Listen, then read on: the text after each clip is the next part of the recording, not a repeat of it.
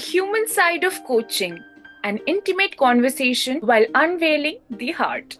Hello, everyone, and welcome back to another episode of Talk Through Thursday. And I hope you're doing fantastic because the weather is awesome these days, ain't it? So, without any further ado, let's say hello to Jaspreet Ji. Hi, Jaspreet Ji, how are you? How are you doing? It's an honor having you. Hello, Barkha. I'm doing perfectly fine. As you spoke about the weather, yes, like the others, I'm also looking high up and enjoying the weather, not looking down at the potholes. So that is the approach I think we need to have towards life. I'm doing really very well, and I think I'm going to enjoy my time along with you over here. Fabulous. So, before we dive into some serious stuff, I'm so curious. What's something you enjoy doing in your downtime that might surprise our listeners? Hey, downtime. What is downtime? I don't know these days. Life is not a mad race, but yes, it is going on and on and on. It's always work time because work is pleasure. I love doing whatever I'm doing because there are different shades to the things that I'm doing, the profiles that I carry along. So it's the human touch that I love, the way we connect with humans, being a teacher, a trainer, whether it is students, whether it is grown up professionals. So that is what I enjoy, and that is what keeps me up to date all the time. That's fabulous and wonderful to hear. So, I've been looking forward to this conversation because your journey, like from being a senior English faculty in some of the Delhi's most prestigious schools to working with Hindustan Times and becoming an IELTS trainer, you've done it all. But what really stands out is your work as POSH and PoCSO expert. Three claps for that. It's such an important work you're doing. And I can't wait for our listeners to hear more about it. So, can you tell us a bit more about what drives you in this field? So, Barkha, if we look around ourselves day in and day out, we are coming across cases, isn't it? The recent one being the RG. There are many others where small kids are involved, or maybe, they are forced into certain things. Suddenly, I feel there is a landslide of cases happening. And believe me, one thing, these are the ones that are coming to light. There are so many more which are going unidentified, uncalled for. They don't have the courage to speak out. I've been a teacher all this while. Now I'm a trainer as well. And along with this, I've been a parent as well. So all these three coming together as one single whole, the fact that I empathize with all these roles is what made me go ahead and take these things up, because I feel even if people know that, you need to raise your voice against it. But then when something happens with somebody, the first thing is, how did this happen? How do I put it across? So those small little baby steps also need to be taught to people, and many times to the grown-ups as well. So many times parents come to me to talk about different things, and you realize there's so much gap between the parent and the child. They need to be brought closer.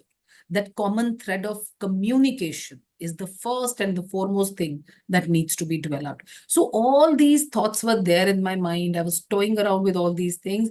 And that is when one fine day it happened that I went forward for my POSH training and became a trainer for that. Followed by that, when POSH happened, very soon did POCSO also happen, because I have been dealing with students, senior students, grown up adults, and even the younger ones. So when you are there with them, you are thinking about them, you are feeling for them, because my subject, which is English, a language, you teach stories, you teach poetry, you teach plays, that human connect happens. So all these things together made me take up this thing. And I won't say I did it, it happened, it flowed in.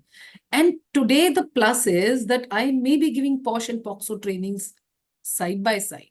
But when I'm into my role of an English teacher, I pepper the right things at the right time in the right manner, so that, the kids can catch it and they know that they have a safe space where they can open up.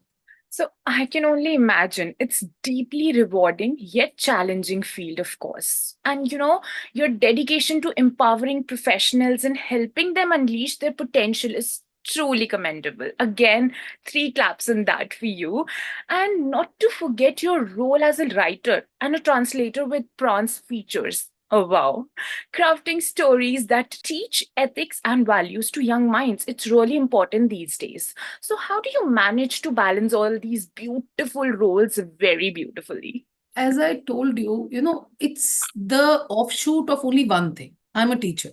I play with language. And I play with language, I have that chance of doing so much with children. Those small little moments which are really very important where the connect happens. If you look at it, whether I'm teaching somebody, I'm training somebody, I'm writing something. Chacha Chaudhary and issues like puberty, where he and his wife and Sabu, they go to a school where some event is happening and they brief children about puberty, about menstrual cycle. Can you imagine having written a comic for that? I And then couldn't, for but I'm sure, so happy it did. yes, the cleanliness drive, Chacha Chaudhary and cleanliness drive. Begin with passion, end with satisfaction is what I feel keeps me alive and going. Fabulous. And that's really incredible. I'm sure our listeners are eager to hear more about your experiences. And speaking of which, I was thinking about the times when you worked with students as an IELTS trainer. Oh, wow. That's something new and a twist. There must have been moments that really touched your heart. So, do you have any particular success stories that stand out for you? Beautiful stories. There have been students after 12th. There have been working professionals who want to go abroad for a job, students to study, and the people who are working for maybe upgradation as far as the job is concerned. So I have, done it with all those children and now also doing it. And I should, correct myself because they are not children. Many of them are students. So when I say children, I'm so used to doing that. But then the working professionals, engineers, so many people come. So I work with them. And it's been more than 10 years that I've been working with IELTS students as well. There's one student whom I trained, and not to go into many details. So that student was an engineer and wanted an upgradation in the job, wanted to go abroad. And he was the son of the guard of a very prestigious school. The diligence with which he studied, those were the days when they had clients visiting from abroad. He did not get a leave. He used to sit in the metro and connect with me for the class. Early morning, some winters, he used to wear his monkey cap, sit down for the class. And the day he did it and he was able to go was beautiful. And a more beautiful thing happened after that. One fine day, I visited that same school where his father works as a guard. He still works as a guard over there. So when I was entering the school, so I looked at him, he looked at me, the gratitude that was in his eyes. He met me like this. I asked, I said, how is he doing? He's fine, settled. He stood in front of me with folded hands. Do you think anything else can surpass that? You're giving me goosebumps. So I go through these goosebumps and I enjoy them like That's so heartwarming to hear. And I think the stories like this gives us of the reminder that we create an impact on others' life, no? that is why I said there's no downtime. Yes. Because this is not work, this is passion. So now you also mentioned about writing with trans features, right? I'd love to know how you feel like creating comic stories helps in teaching ethics and values and not leaving behind your favorite story. Do you have any favorite story that you have written and you can tell us? For example, puberty again, parents, that too rural parents, they don't like talking about such things. They shirk away from it. They don't know how to do it. So that is where it helps. And Yeah. that is how that positivity that we talk of, it prevails. See, the baseline is the story. Huh. The plot is happening. Other than that, if we say it becomes a lecture. True.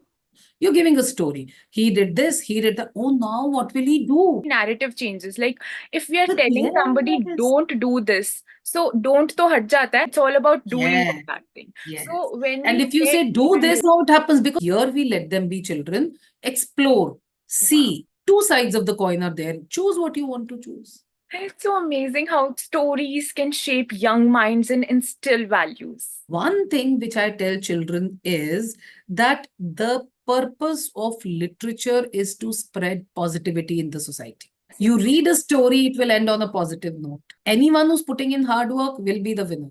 True. How they're doing wonders to everybody's mind is amazing. And, as someone who manages many responsibility till now, we know, how do you stay grounded and motivated? Like, is there any personal mantra or practice that helps you maintain such a positive outlook? What's that top secret trick that you follow? Top secret trick is work is not work, it is passion. And second is, yes, there are at times some things happen and they give you some kind of a setback or a low moment. So I just keep hold of my positive strokes. That is what helps me bounce back in a more forceful manner. I think our listeners can take away so much from your advice, but for those who might feel stuck or unsure about unlocking their potential, what words of wisdom would you want to share with them? Okay. Barkha, I guess you'll agree with me when I say gone are those days when we used to tell people, okay, I do this, full stop. True. Nowadays, if a child also says, you ask the child, what do you do? He says, I study in class this. I heard someone say at some point of time, beta school to sab jate, aap aur kya karte ho? Ah, true. So if that is the way we talk about children, we are grown-up adults, isn't it? So we cannot remain fixed to something. We need to open up and we need to reinvent ourselves day in and day out.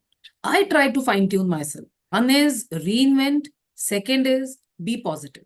One of my principles, a lady I hold in awe till today, I now also, Teachers' Day, Guru Purnima, I message her and I always tell her, I said, ma'am, you are my backbone. Why? Because something she said, which I hold on today also, ना तो सभी करते हैं, हाँ तो करके देखो, हाँ करो, क्या पता वर्कआउट कर जाए, नहीं करेगा तो ना तो है ही है. And till date, I have held on to that and the doors do open. Yes. And I'm sure they will open for the others as well. Definitely. So on that note, thank you, Jaspreet Ji. Your journey was really insightful and inspiring, incredibly motivating, I must say. I'm sure everybody who's listening today feels the same, what I'm feeling right now, and our audience is not leaving behind them. I hope you have enjoyed this conversation as much as I did. There's so much to learn from her experiences and apply in your own lives. And thank you so much once again for doing this. It was entirely my pleasure, Barkha. Thank you so much for having me over here and giving me a chance to come up with my thoughts and ideas. Thank you so much. Thank you. And to our listeners again, remember, every step towards self-improvement is a step towards more confident and fulfilled you. So keep striving for your best and stay tuned with our next episode. Why not? And thank you. Take care.